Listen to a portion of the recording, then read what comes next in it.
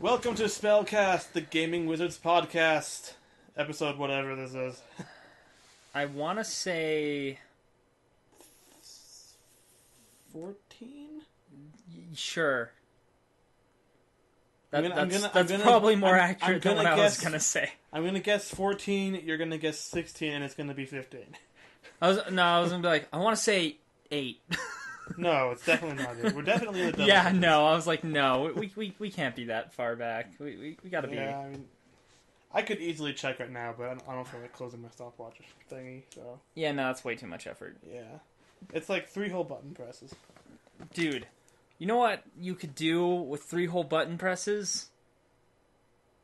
Depending on the game, either a lot or practically nothing. Exactly. See, if you got QuickTime events, you could kill a final boss with 3 button presses. I never really thought about it that way. It's like, press A, press X, press Y, and he's dead. Congratulations. You saved the world.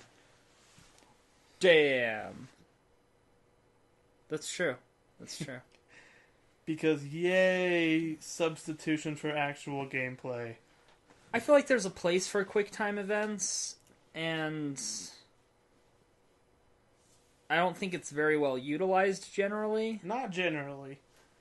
But there are some instances of it being used that isn't terrible. Like, the first God of War makes good use of QuickTime events. Like, it's just for, like, executing, yeah. individual enemies and stuff. It's never really just like, oh, look, here's your final boss. Boop, bop, bout, you win. Yeah, and... Final boss in that game is hard as shit. That's the one where you fight Ares, right? Yeah. And you're like a giant. Yeah. And it's like fucking Mortal Kombat up in this bitch. I do remember that. Yeah. Yeah. It's that part. But yeah, I'm trying to think of another good example. I think the only other good example I can think of is like minigames. Minigames, like... So there was the Daxter game on the PSP. Oh, I don't remember much of that game. I literally only played the main game to unlock the minigames. And, like, the minigames were just, like, QuickTime event things, but they were all movie references. I think I actually played the demo for that, and, like, there was, like, one of the minigames, and it was just, like, press this button, then this button, then this button, then this button. And it's like, okay. Yeah. I don't know, I thought they were cool, like, partially because they were all movie references, but also, like... I don't know, it was like a fun, quick little distraction. But, like, I don't think QuickTime events should ever be more than, like, mini-games. I do kind of think they have their place in more, like, cinematic-based games. Yeah. And like some people don't like those kind of games. I get it. You want more gameplay. But I do kind of see the appeal of them, so... Yeah, because... Like, I mentioned while we were recording earlier that I've been playing Alien Isolation, and... Yeah. You use QuickTime events to open doors. It's like, hold this button and then press down. And it's like... And it kind of makes sense, like, in the gameplay, because it's like, grab the lever, pull down, kind of stuff like that. And it's not like there's thousands and thousands of them that you have to do. It's just like, every so often you need to open a door by doing this thing. It's like, I don't mind that. Yeah, I find stuff kind of like that can... Sometimes it does feel a little but... Often it makes the game feel a little more immersive. If it makes sense in the context that you're doing something, yeah, it's not like, okay, X, X, Y, B, and, oh, I just pulled off this amazing combo and murdered that thing. Yeah. Versus, I am grabbing hold of a lever, twisting it that way and pulling down, or whatever. It's like, that, I could see that making sense. Yeah. Sometimes stuff like that can feel immersive. I don't know. That, it kind of varies game to game, I'd say. Sometimes it's just, like, obnoxious. Like, it's like, in order to open this chest, you can't just hit the button. You have to keep pressing the button as the character pries the chest open. And it's like, I get what you're going for, but it's just tedious. Yeah. And there is a little bit of that in Alien Isolation, too, actually, because you have to, like, pump the generators, and it's like... Yeah. It's like, build up your strength to pull the lever down once. Now do it 2 more times. Like, really? It seems like the only thing you're doing is making me more and more paranoid that something's going to come up right behind me while I'm trying to do this. I think that's the point. Yeah. So far, that's only gotten me killed once. I think. No, actually, it damn near almost got me killed once because, like, whenever the alien, like, comes down at an event, there's a definite, like, audio cue that you can hear. Yeah. So, like, I was trying to get a generator going, and I heard it come down, like, from the vent directly behind me. I'm like, shit, get out of this prompt thing, grab Molotov, throw. Oh god, it, like, knocked me across the room, but left still. I almost died there. And That's pretty great. that game is fucking tense as hell. I still need to play it. I still need to get it. I don't own it yet. But ever since I heard about that game, it's been on my list of, like, I have to play this. Oh, yeah, definitely. Like, and the couple of reviews I had seen, I was like, oh my god, this sounds amazing. Well, And yeah, then, see, I hadn't heard of the game at all until, I think it was Cat Icarus had posted a review. He got to, like, play, like, early version of it or something and had, like, a short, like, conversation with the devs. And, yeah, he posted a video, and I saw that, and I was like, that looks awesome. I want to play that. I don't remember what the first, like... I want to say I saw someone posted a trailer or something for it, and I'm like, this sounds like an awesome concept for a game. It's... Because the other Alien games have always been, like, run around and shoot bunches of aliens. They've been more based on, like, aliens and the other ones where it's, like, the Marines against the aliens. Yeah. And there's never been one where it's just like, okay, there's you, an alien, don't get killed by the alien. Yeah. Which is basically what the first Alien movie was pretty much all about. One alien, and try not to get dead. Try not to... That's the most eloquent way of putting it. Try not to get dead. Like, run away, blast it with fire, whatever. You can't kill it. It can kill you very easily.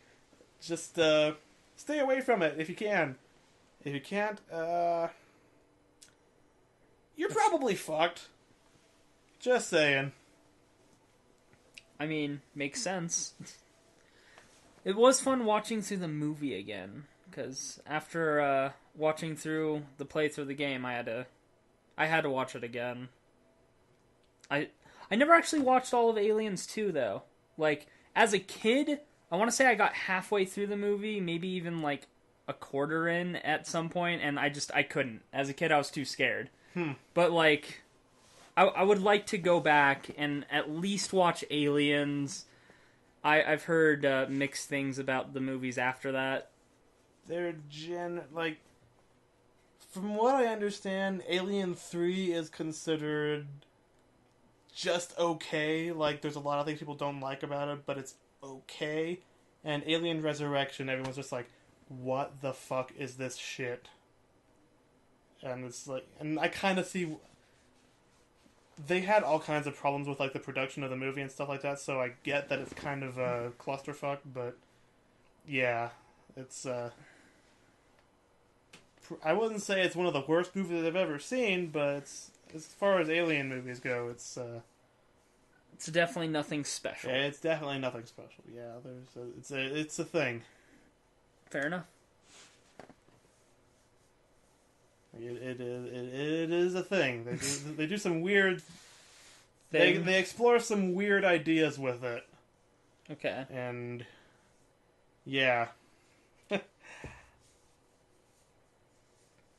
And I'm not sure what else to say about it, really. That's just all there is. Yeah, it's just fair enough. Yeah, but like there are aliens.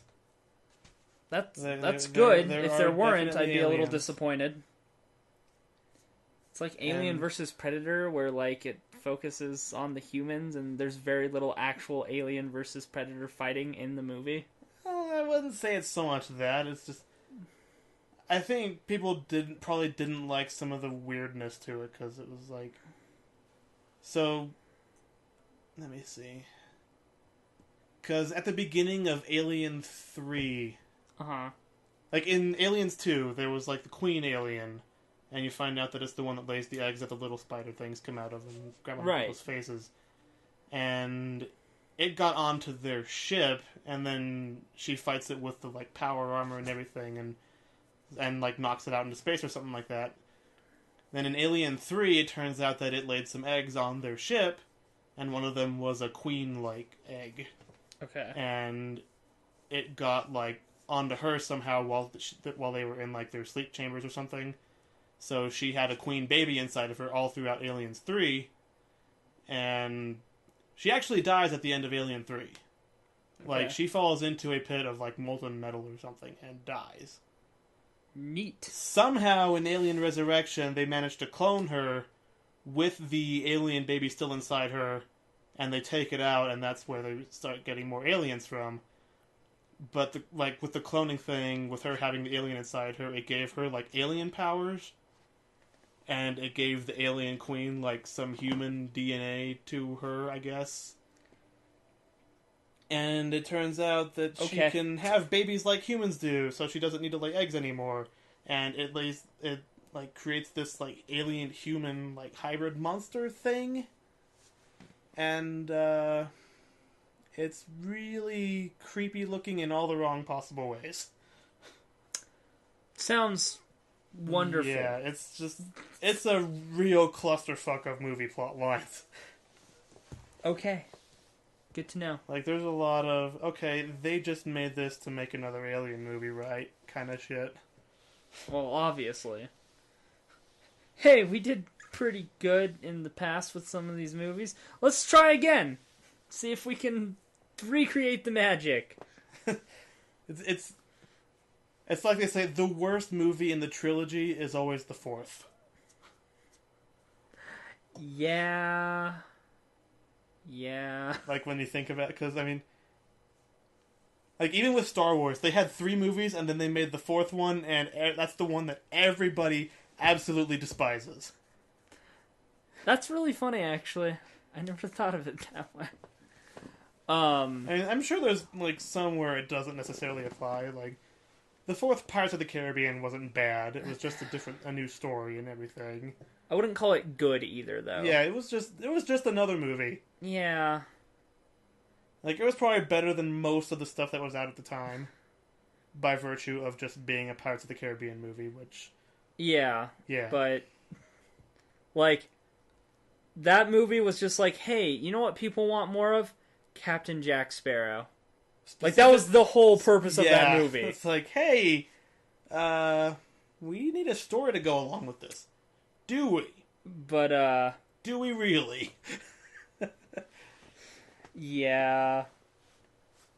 But on that concept of the 4th one's the worst, that actually kind of reminds me of the Home Alone series of movies. Oh, yeah. We have the first one, which is really good. The second one, also really good. The third one, different characters, not the best, but not terrible. Yeah. And then there's the 4th one, where it's supposed to be the same characters, but it was done like 12 years later, so it's all different actors. Yeah. It's fucking awful. So I've heard.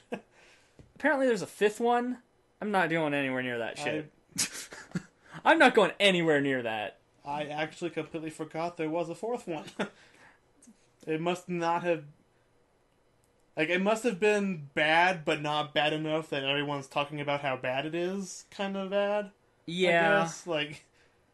Because, I mean, you know, you get in movies where it's like, oh my god, this is literally the worst thing I've ever seen. Everybody has to know how bad it is. And then it's just like, well, that really sucked. But, I mean, I don't feel like it's...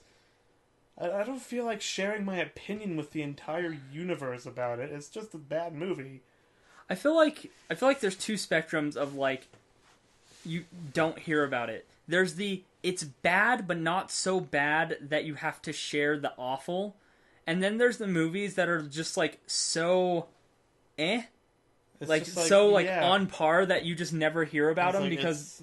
It's another movie, alright. I mean, there were actors. There was a little bit of action here and there. I think there was a plot that went from point A to B to C. Some things happened. It was a movie. There was definitely a director. Somebody was in charge of making this. And he definitely did make a movie. I recently saw a movie that falls into that category. Did you ever hear anything on Into the Woods? I did. I heard a shitload about it. Like, it was supposed to be some amazing thing. So, I remember... I forget what movie it was we went to see, but I remember seeing a trailer for it and being like, okay, interesting. Then hearing nothing about it. Huh. And then I saw it recently. It's on video now, apparently. Uh-huh. And it is like the ultimate clusterfuck of a movie. There's just so much going on. Like, from it sounded like it was just like another gritty Disney mashup kind of thing. Basically. Like what they've been doing. They've been doing that with like fucking everything. It's like they take Rapunzel, Little Red Riding Hood, Jack and the Beanstalk, and Cinderella, put them all in the same world, have this other story to like connect them together, basically. And it's just this huge, weird clusterfuck that makes no goddamn sense. What they're trying to do, they're trying to make the Avengers with Disney princesses. Yeah, basically. Because it's like, oh, we have these other stories with these characters, but they're all in the same universe, so we can find some way to bring them together. The difference is in Avengers, it works. Yeah. Because it's already a superhero universe, and the laws of reality are already sketchy at best. Fair. Yeah. Like, there are some aspects to it that were, like, kind of cool. Like, they actually used the original version of Cinderella, where when the sisters tried to try on the shoe, they, like, cut off parts of their foot to get their foot to fit in the shoe. Like, they used that version of the story. So, you know, there's that scene. And then, there was one bit in the beginning where, so the big bad wolf is played by Johnny Depp. Okay. And he's like, it was like such an awkward scene because he's like creeping on Little Red Riding Hood. It's like, Johnny, it's a little girl. It's not okay. You're coming off as a pedophile right now. Wow. Yeah, no, we were making fun of the movie pretty consistently throughout, and there were definitely a lot of things that were kind of like, was that purposely a sexual innuendo, or are you guys just not paying attention when you were writing that song? Oh, man. Yeah, but, like, it's an interesting movie. I would say it's worth seeing because it's interesting, but I wouldn't necessarily call it, like, good, like, you have to see it kind of movie. It's just one of those, like, it's interesting. Interesting can be good. Yeah. It's not, like... But... I'm just wondering what the fuck is up with Disney and all their, like... Hey, we made this classic animated cartoon about a princess doing something or other. Let's make it live action and make it dark as hell. Like, why? It's like when there was that, like, period of time where back to back we had all, like, the gritty reboots of the classic fairy tales. Like, we had Hansel and Gretel Witch Hunters and, like, Jack the Giant Killer or whatever. Yeah. And I know there was Red Riding Hood one. And Oz, Wizard of Oz, they did, like... There's the prequels, sequels, and gritty reboots, basically. Yep. Of all the, like, fairy tales. And it's kind of annoying. I just, like, if you're gonna do a gritty reboot, like, does it always have to be the so-and-so the X-killer now? Not necessarily. I mean, they just did Cinderella, and it's just Cinderella, but live action and darker looking.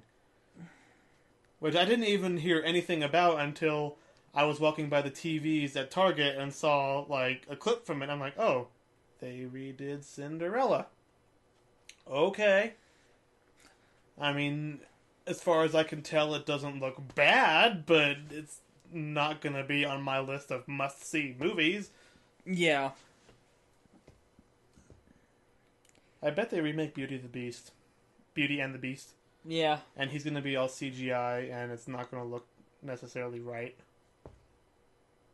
We can only hope. We can only hope. You know what? I hope that it comes out just bad enough that it's one of those things that you see because it's funny. Like, it's not supposed to be, but it is. That's what I hope for. And, I'm still waiting for Little Miss Muffet, the Spider Slayer. Oh. The day we get that is the day where I just give up on Hollywood completely.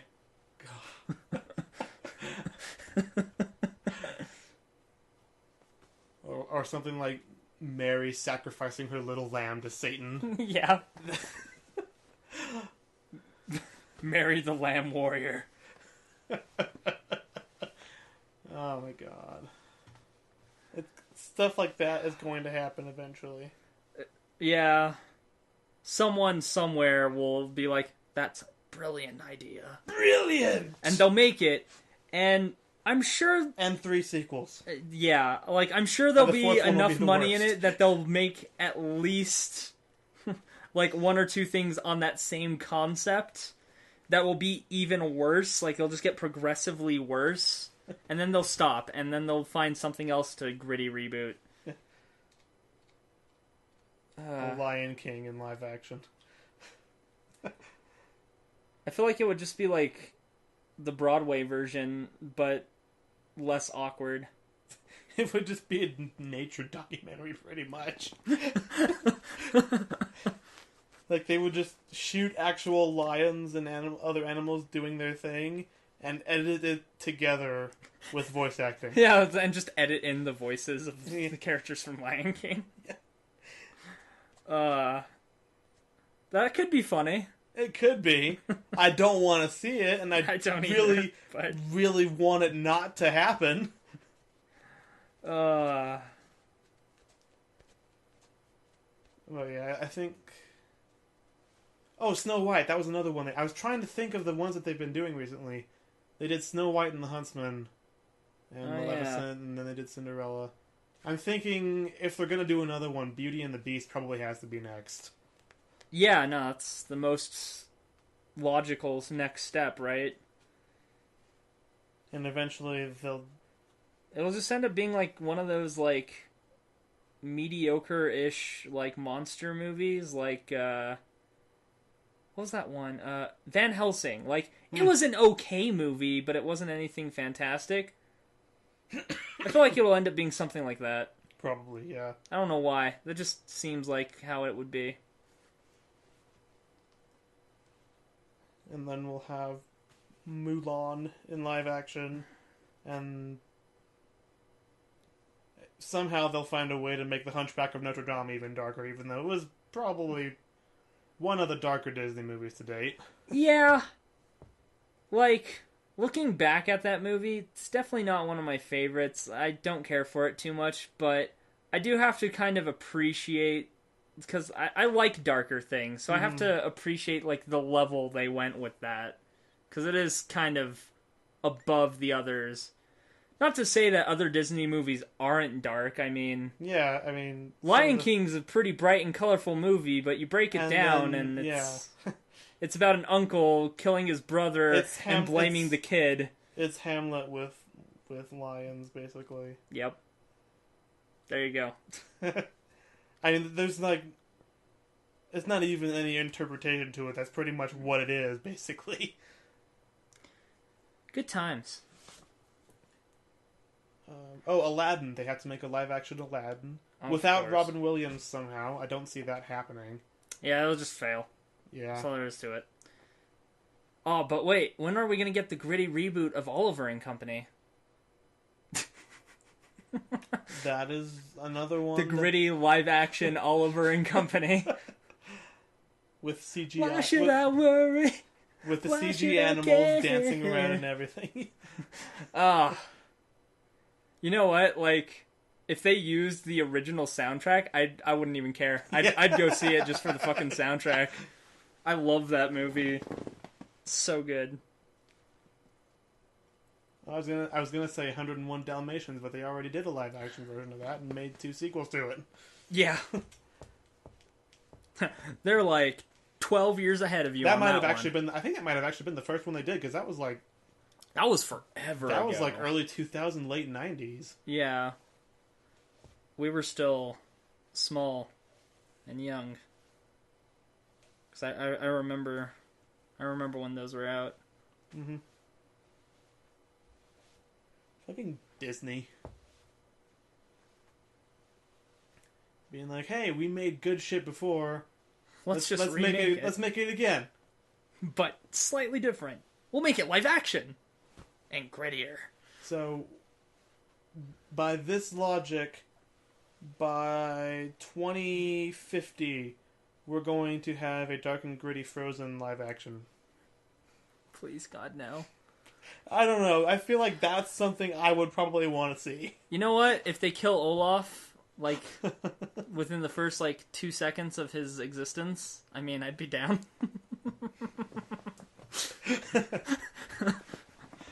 Can that just happen? Yeah, they totally could. They could totally do it, probably. Yeah. Or just, have all the bad shit happen at the end, and it doesn't get fixed. It's just you fucked up, that's the end. This happened. She is dead. Everybody's dead to the end. She is literally a statue of ice, and hugging her is not going to bring her back to life. And she gets, persecuted as a witch, and they burn her alive. Or they try to, but she uses her ice powers to put out the fire. They'd probably have to send her... They'd probably have to, hang her. Or something. Firing squad, maybe. No, see, she just lets them burn her alive because she's so, distraught and angry at herself for killing her sister. Oh, so we're going dark and depressing. I like it. Disney, take notes. We are giving you this idea. You know what the people want now. The whole two of them. Oh, man. Oh, God damn it.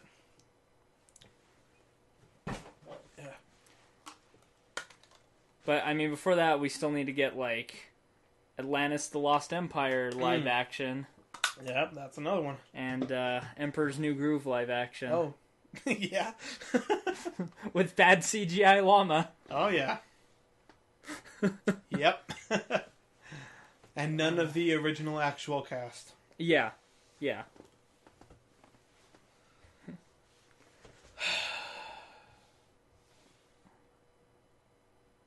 Movies kind of suck nowadays. Yeah. There are not nearly as many good ones as there used to be. Or maybe... I feel like we're just at that point where we're more jaded. There's the bigger stuff that we hear about where it's just the gritty reboot of X or the shitty or comedy the parody, quote unquote. Oh, the next Big Red Text movie, huh? Yeah, that too. And but every once in a while there's something that comes out that's and the horror movies solid. that are based on true stories. It seems like there's at least one or two of those every year. Yeah.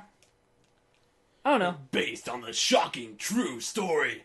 No. Some of those are interesting. And fuck yourself. Some of those aren't terrible. Annabelle wasn't bad. I mean, it's not the most accurate to the original story at all, but... Well, since when has Hollywood ever made anything based on a true story accurate? Yeah. Even non-horror, it's just yeah, this is a guy who did a thing. It was a different guy who did that thing, and also he wasn't a guy. But, Well, our version will sell better. It wouldn't sell half as good if you didn't know that he was a drunk psychopath who may or may not have murdered somebody, or whatever his story was. what else was good? I'm trying to think, of other... In terms of, based on true story horror? Yeah. Honestly, that's the only one I can think of that I've seen recently, in the past few years, that was decent, was Annabelle. God, what was the movie that was, the technical prequel to? Because they made a horror movie, and it was based on a true story, and it had the paranormal investigators who were known for Annabelle, in it, as characters, because they were related to that scenario, and I forgot what that movie was. And then they later made Annabelle to kind of give that backstory because it's brought up a little bit in the first movie. God, I can't remember now. I was not aware that that was even a thing. But yeah, both decent movies. Like, if you're into horror and you're willing to like look into the actual stories on that paranormal level, they're not terrible. I just feel like, for the most part, they rely too much on this actually happened to actual people in an actual town. It's like, no, I mean, the best you can say is some strange things happened, and you are taking it to the extreme conclusion that it was absolutely, unquestionably paranormal, and not only that, but also very much evil, and that's like, I mean... See, the way I always look at it, based on a true story, the keywords there are based on. Like, they always have to over-dramatize it to make it sell better, because... Well, exactly, and it's like... I get it. I'm okay with it, as long as it's done tactfully, and not, like, over the top. Which is rare. Yeah. Because it was like, oh, this person was, like, dragged out of their bed down the hall and horribly murdered by an evil spirit. Like, I think something like that would definitely have made headlines, like, everywhere. Yeah. If it had truly happened exactly like that. Like, there's no way shit like that happens and not everybody knows about it. Like, even if it was, like, 20 years ago, before, like, camera phones and the internet and everything were all widespread. Yeah. It's like, there's no way everybody doesn't know about that immediately. You know what movies have been getting better, though, I would say? Marvel. Yeah. Marvel's been definitely working in the right direction, especially with, like, taking some of their, like, more obscure, like, characters and making movies based on them. Have you seen the Ant-Man trailer? I haven't. It's... Like, I was skeptical because I had never even heard of Ant-Man or known anything about him. Like, the best I could estimate was, oh, I guess his power is, like, he shrinks to the size of an ant. But the trailer makes it look... awesome. Like, there's a bit of, like, kind of humor to it. Like, it's kind of a little bit of a joke movie, almost. Okay. But it's just... The trailer makes it look pretty damn awesome. If we remember, we'll have to look that up. Yeah, like, I didn't originally want anything to do with it. I was like, oh yeah, it's another superhero movie, whatever. And then I saw the trailer, like, okay, that looks good. Marvel, you've probably done it again. And Deadpool. Fucking... I think the reason why, like, Marvel does it right is because they don't take their characters, like, overly serious. Yeah, there's always, like... It's like... Like, you have Superman, he's like, I'm the good guy. I can do no wrong. I'm the best. I will stop evil. And then the Marvel... Like, you have Tony Stark. He's kind of an asshole. Yeah. I mean, he's usually right about whatever it is he's doing, but he's still an asshole, and that makes it funny, and a lot more fun to watch than Superman or Batman being all, my parents are dead. Yeah. Yeah, like...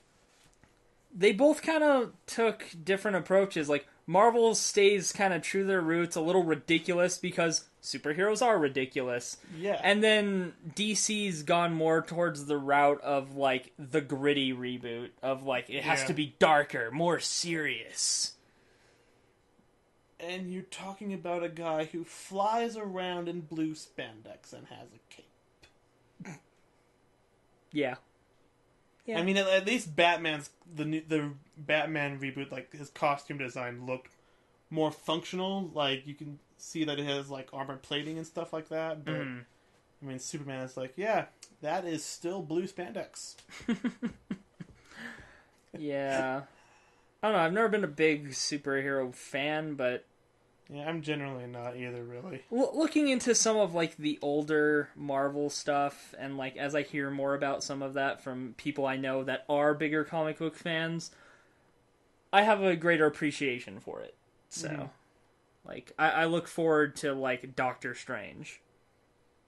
That's another one I don't know much about. He's cool. Look into him. Mm-hmm. But yeah. And of course, Deadpool. I want to get into Deadpool just because Deadpool. Just because fucking Deadpool. Like, how can he not be the best superhero ever, like, created? Yeah. Like, there is nothing serious about him whatsoever. Not really, I mean, I guess there was that one comic series where he went even more insane and started killing off everybody in the universe and multiverse. I could see him doing that. Yeah, that was... That seems to make sense. That's the only one I've read so far because somebody posted, like... links. Yeah, links to it. And it was actually almost kind of disturbing, really. Like, the way... Because he kills, like, basically all the superheroes and everybody in the entire Marvel universes. Like, all of them. And some of them are kind of invulnerable or have really fast regeneration, so the way he deals with them is kind of creepy, honestly. Interesting. But, yeah. And then Professor X tries to read his mind. It does not go well. So, Professor X committed suicide? Basically, yeah, that's kind of what happens. Okay. Because, like, the thing about Deadpool is he knows everything is like a comic book. Yeah. And that's... So he, like, knows the truth of the whole universe. And Professor X is like, oh my god, I didn't even realize. And then he just, like, basically goes into a coma and dies. That's not a mind I would want to read. No, definitely not. Because, like, and, like, the funny thing is, that whole series, like, kicks off with psychiatrists trying to cure him. And they make him worse. Because he has, like, 3 personalities, basically. Because he has, like, different dialogue boxes representing his thoughts. And they're all, like, different fonts and, like, styles. So when they, like, try this experimental treatment on him, it causes a 4th one to appear that basically kills, like, the other 3. And basically is like, hey, you should kill everyone. And he's like, okay. And so he does. Like, the entire thing is literally him killing everybody in the Marvel Universe. And then escaping into the multiverse to kill everyone else. Good. That's funny. It's, like, funny in the most disturbing way. For whatever reason, that made me think of early Red vs. Blue when O'Malley gets into Caboose. Does anyone else hear that voice telling you to kill all your friends before they kill you? Or is that just me?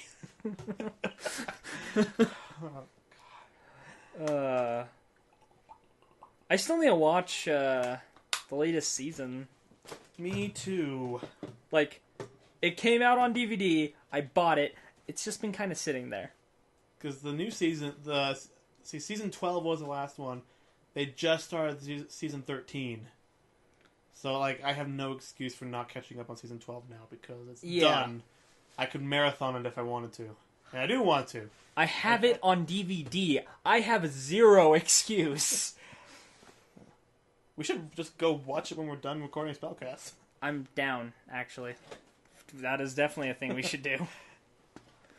I think what it is like, in the past, when a new season, like, once I started getting back into Red vs. Blue, when a new season would come out, I would, like, marathon a good chunk of it. And then you get to the point where it's like, oh, the next episode's not out yet. I have to wait. Well, like, and then before you know it, the season's done. And you could just marathon the entire thing. Like, when I got into the series, like, I want to say season 5 was out, but I was able to get the first 4 seasons on disc, and I watched through all those. And then I didn't really touch it for a while until season 8 when Monty Oon joined them. And what I ended up doing was, once I got into it at that point, like, I marathoned all the way from 5 to 8. And then, like, when 9 came out, I rewatched through, like, 8 and 9. And then, like, when 10 came out, it was, like, 8, 9, 10. Like, I'd watch it in, like, the story arcs. Mm-hmm. And, like, rewatch them.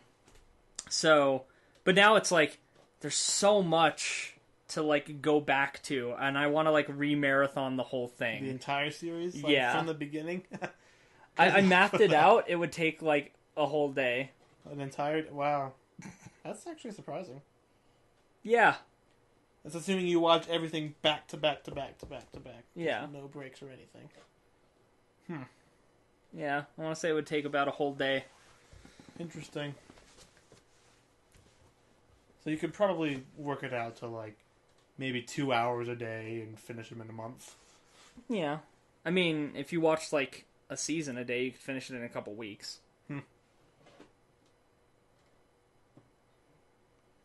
But, you know. Yeah.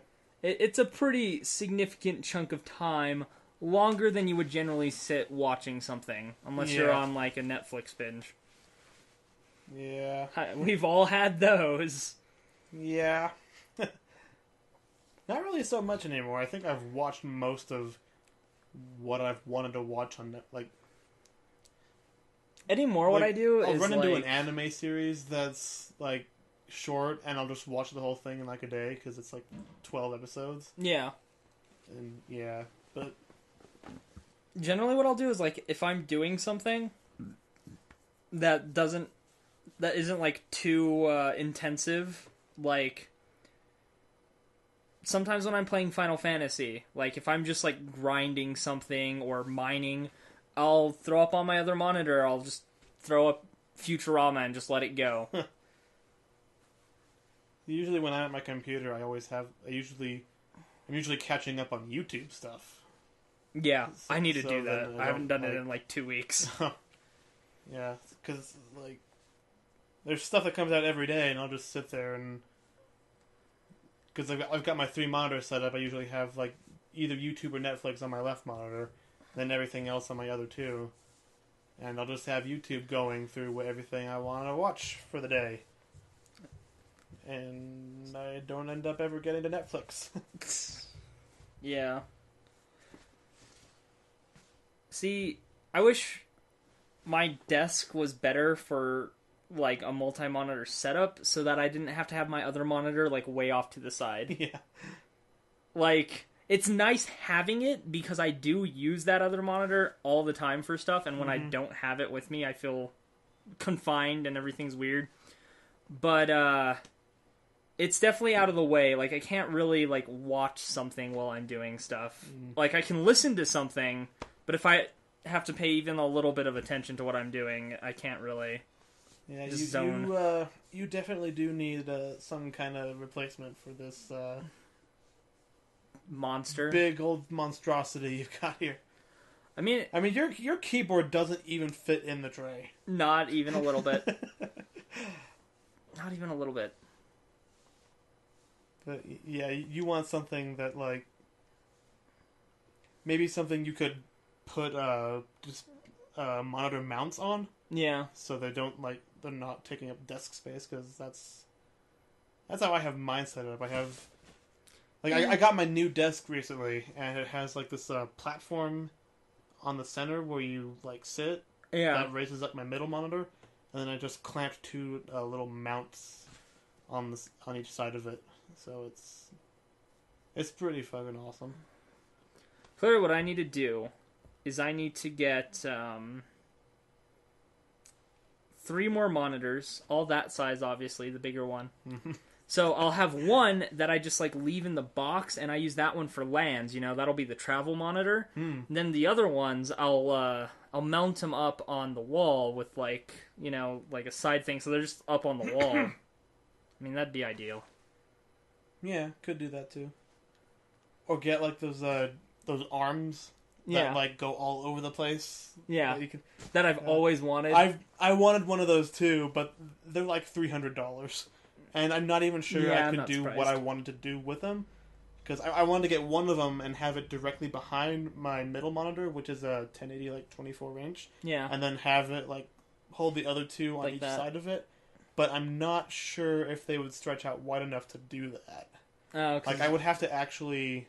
You're not sure if your monitors would be too big to be able to do that? I mean, if they were both additional 1080 monitors, they definitely couldn't do it.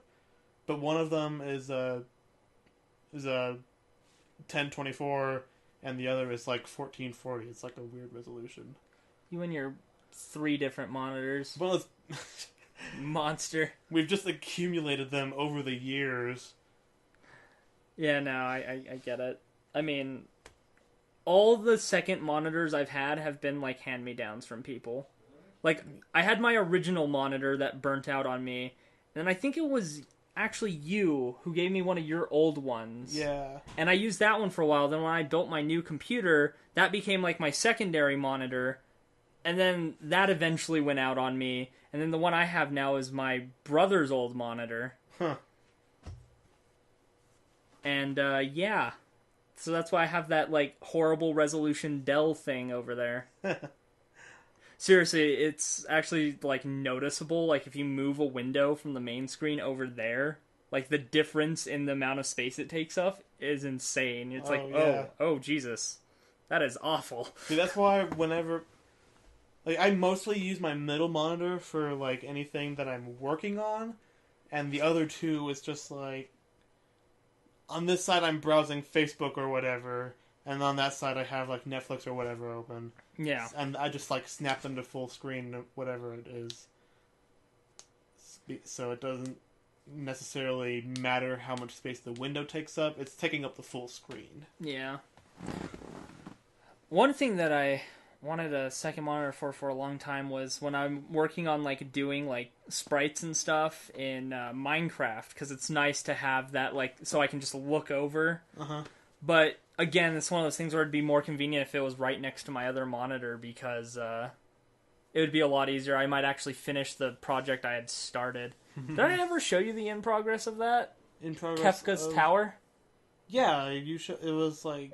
It's, like, just the darkest shade of the bottom fourth of the sprite. Yeah. That's all I've gotten done. Yeah, you showed me that. Okay. I figured I had. I want to finish that. But, fuck. Yeah. For lack of a better term, fuck.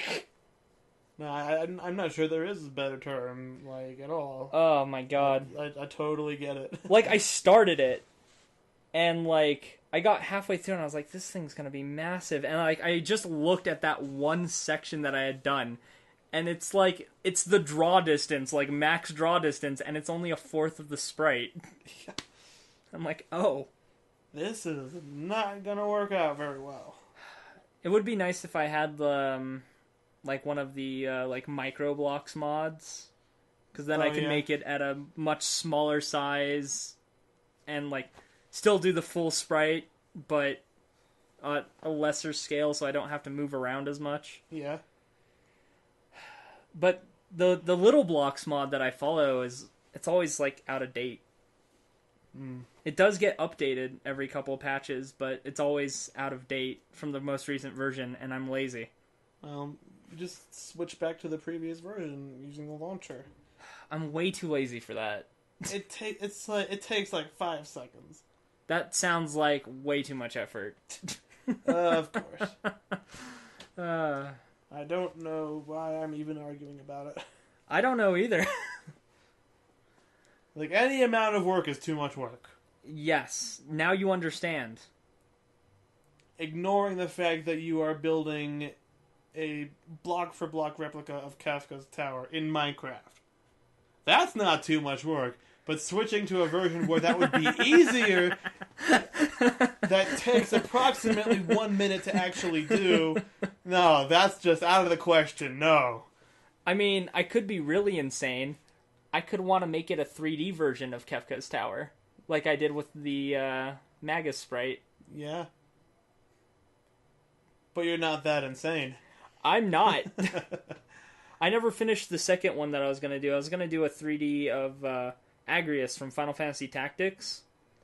And, like, I got, like, the base, because the way I did it with Magus was, like, I built his front, back, and side sprite, and I, like, put him as, like, a box, and then I just kind of, like, built in from there and, like, kind of shaped it out however felt natural. Yeah.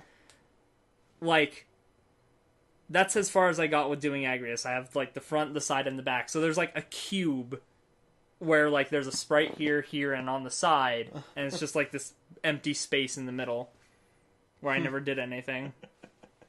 Her sprite's a little weird because it doesn't line up quite right. Yeah. And I'm, like, 100% sure it's because of the viewpoint of Tactics, since it's a isometric game. Like, yeah, there's a front, side, and back version of the sprites, but they're at like a weird angle. Yeah. Like they don't quite line up right. So, good times. That's still a game I wouldn't mind us playing at some point, is Final Fantasy Tactics. But, God, I don't know how we could feasibly do that game. Like, I want to play it. The way you played it? Well, yeah, obviously. Like, welcome to episode 917 of Final Fantasy Tactics. We are about halfway through the game now. No, it's welcome to episode 917 of Final Fantasy Tactics. We are on the first boss. Oh, man. Yeah. Like, it's a really good story, and, like, there's a lot of really good mechanics to the game. Like, there's so much you can do to, like, micromanage everything to, like, be completely broken before you get even a quarter in. Which is what you do. No, I just kind of grind. I don't do the, like, insane amount of micromanaging that you can do until endgame, where it's a lot easier to do. But, like, an episode would basically be, like, a single fight. And it would be a 30-minute episode. Yeah. I don't know. I think what I should do is, like, replay through the game and see if I'm trying to run through as fast as possible how it goes. Mm-hmm. You know, like, how quickly each fight individually goes, and, like, how often I get stuck and have to go back and grind to actually be able to beat something. Which we could do off-screen in the Let's Play. Yeah. And, you know, kind of gauge it out and see if it's actually a feasible thing to Let's Play, because I want to. I think it'd be fun. There's love the story, a lot but of planning and making sure it works before. Yeah. Because there are some fights in that game that, like, if you're not prepared, you will get wrecked. Like, hands down, you're dead. The one that always got me the first time we had played through the game was, it's about, I want to say maybe halfway through the game. Like, it's past the point where you find out that, like, the Zodiacs were, like, these demons, and, you're going to go fight this one guy, and the first fight is just your main character, Ramza, versus him, and he has the Holy Sword abilities, and those abilities hurt like fuck. Getting past that was hard enough. The second portion of the fight, he turns into, like, the demon form, and so you have Ramza, and then, like, the rest of your party comes in, and he's like, oh, you have allies? I have allies. And he summons, like, these 4 archdemons that all they do is, like, cast Ultima at you. Fuck! And the shit hits an AoE, and it hurts. It's not fair. So, scatter. Like, and all you have to do to win the fight is kill him, but they're such a threat that you want to get rid of them. And it's just, the whole fight is, like, you being like, why do I deserve this? This is awful. Everything hurts. And the only effective strategy I ever found for that fight is during the first pouring of it, when you have Ramza, the base job class, Squire. Ramza's version of it is, like, Squire Plus, basically. And he has this ability that will raise his speed by 1. Well, it'll raise target ally speed, but you can use it on yourself. Yeah. So what you do is you run away from him, and you just raise your speed until you, like, get to that point where every time he takes 1 turn, you take 5. And you just sit there and you just raise your speed, and, like, the max you can raise your speed to is 50. So, like, you get your speed to that point, and then you go over there and you just wail on him, because, like, you take 7 turns, and you're just like, you're dead. Okay. Bat, and then he transforms into the next form, and you do the same thing. You just walk up to him, take 7 turns in a row, and kill him before he gets to do anything. Wow. That's the most effective way to do that fight. Wow. I'm sure there's other more legitimate strategies, but that's the one that works. Well, that sounds legitimate to me. I mean, you're not exploiting anything. That's just a thing that you can do. I'm just taking advantage of the fact that you can grind your stats in a single fight. Pretty much. That game would be so easy to break if you actually kept all your stats outside of fights. Because, like, you'd max out your speed, within like the first level of the game, and then just go through the rest of the game killing everything in like one round. Gotta go fast. That'd be interesting. I should look up a speedrun for Tactics. I can't imagine it being under like 12 hours. Probably. Well, maybe not 12. Oh, well, I don't know. I have put like 400 hours into that game. RPG speedruns are like weird. Yeah. Some of them have like weird exploits that skip like chunks of the game. And some of them just have like these weird strats where it's like, oh yeah, if you do this, you can like one-shot this boss because reasons. Yeah. Like, I always liked zombie bosses in Final Fantasy because you can just throw a phoenix down at them and win. Huh. Really? Yeah. There's a boss in Final Fantasy VIII, really hard fight, and turns out you can just throw a phoenix down at him and he dies. I actually remember that fight, and it was difficult. Yeah, it's on like a train. Yeah. Yeah. I mean, it's not a bad fight to actually play through a little bit because he has some strong magic that you can stock up from him. Yeah. But if you don't want to deal with that, you're just like, go away. Have a phoenix down, bro. There was another fight in 10 like that. There was this dragon that you fought on your airship, Everray. And that fight was really hard.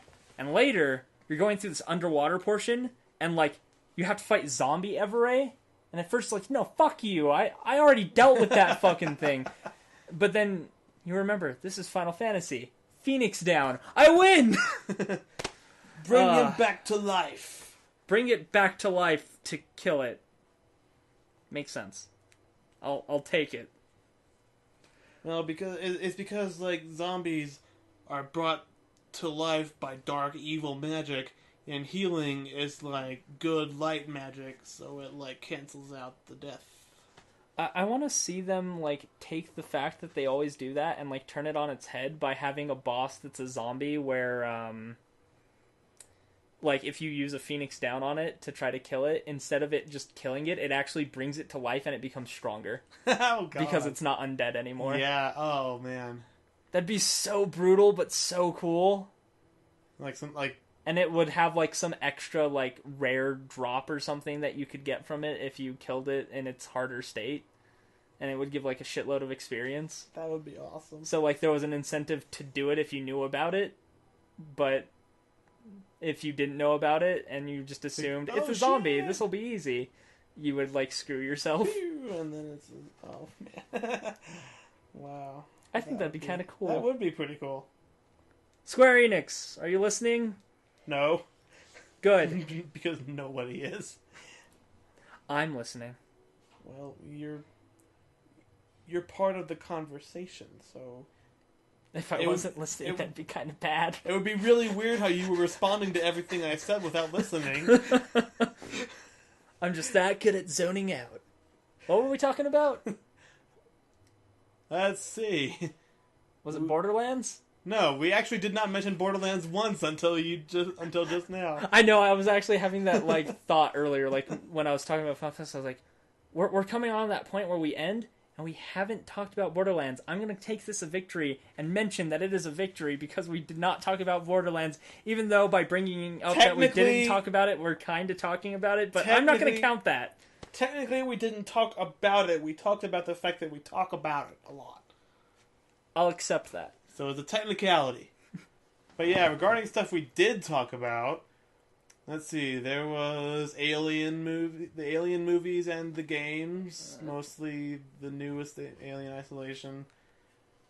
And then we talked about Disney movies and the reboots and remakes and there was all that crazy comic book stuff in there and then somewhere. some comic book stuff, yeah. A lot of movie talk. Yeah, lots of like this was a movie-heavy episode for a gaming podcast. Yeah, you know, it happens. Yeah, and then video games again. And yeah, like that's pretty. So we went from games to movies to different movies back to games. Well, okay, sounds good. It's close enough. You can follow along if you want. Thanks for listening. We'll see you probably next week.